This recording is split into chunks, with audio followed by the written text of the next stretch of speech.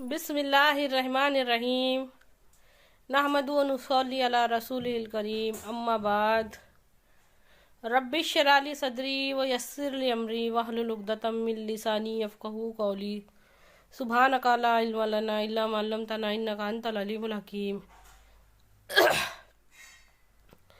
सूरे असर बहुत छोटी सी सूरे है और उसके मायने मतलब पे अगर आप लोग गौर करेंगे तो ये बात समझ में आएगी कि कोई भी ऐसी बात नहीं रखी अल्लाह रब्बुल इज़्ज़त ने, कोई भी कंफ्यूजन ऐसा नहीं रखे कि इंसान ये कह सके कि ये बात तो मेरे समझ में ही नहीं। इतना वाज़े अंदाज में अल्लाह ताला ने क्लियर कर दिए।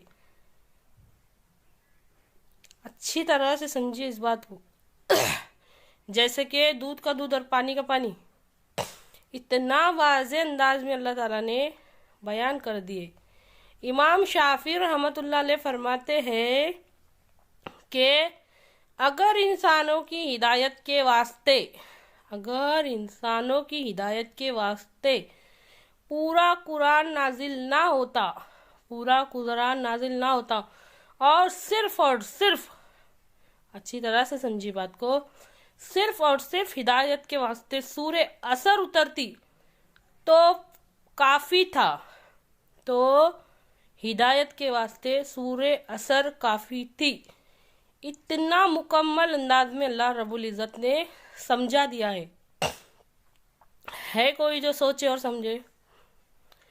पर है कोई जो सोचे और समझे? बिस्मिल्लाहिर्रहमानिर्रहीम। मैं सिर्फ उसका तर्जुमा और मुख्तसर सी तफसीर करूँगी। कसम है ज़माने की, अल्लाह रब्बुल इज़्ज़त फरमाता है, कसम है ज़माने की, सारे के सारे इंसान खसारे में, घाटे में, नुकसान में, सारे के सारे। अब अच्छी तरह से गौर करो उसके अंदर। अब ये नहीं कहा कि उसमें से खूबसूरत को अलग निकाल डालो, उसमें से मालदार को अलग निकालो। यहाँ पे लफ्ज़ है सारे के सारे। उसमें से शोहरत वालों को अलग निकाल डालो, उसके अंदर से नामचीन को अलग निकाल डालो, ये नहीं कहा। फरमाया क्या कि सारे के सारे इंसान नुकसान में है, खसारे में है, घाटे में है, सिवाय उन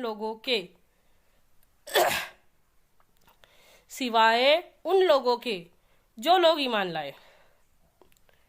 चार बातों में गौर करो। जो लोग ईमान लाए और जिन्होंने अमल ने किए और जो हक पर चले। हक का मतलब क्या है? दीन, अल्लाह ताला के हुक्मों पर चलने को और नबी करीम सल्लल्लाहु अलैहि वसल्लम के जैसी ज़िंदगी गुजारने को।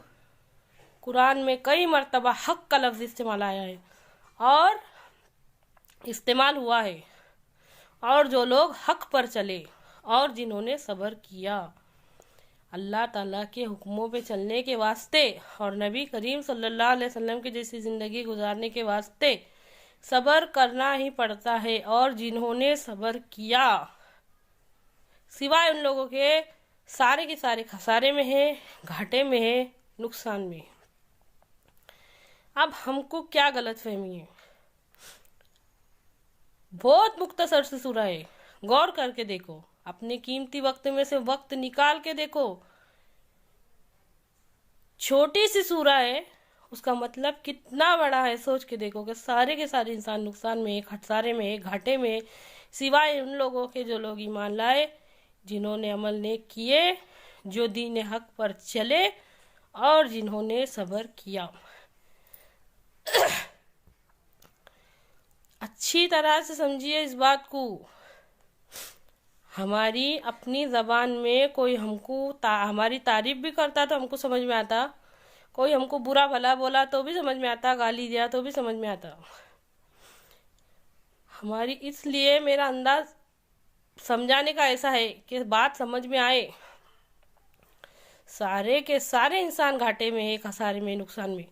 अब ये बता देने के बाद हम में से कोई जाके ये अल्लाह के सामने कहने की ज़रूरत कर सकता कि या अल्लाह हम तो नहीं समझे थे, या हमारे समझ में नहीं आया था, तेरा पैगाम हम तक आया नहीं था, कोई घर मुसलमानों का ऐसा नहीं रहता जिसमें कुरान नहीं रहता। और समझने के वास्ते क्या, सिर्फ छोटी सी सूरह असर को तो समझो, अल्लाह के वास्ते असर को तो समझो।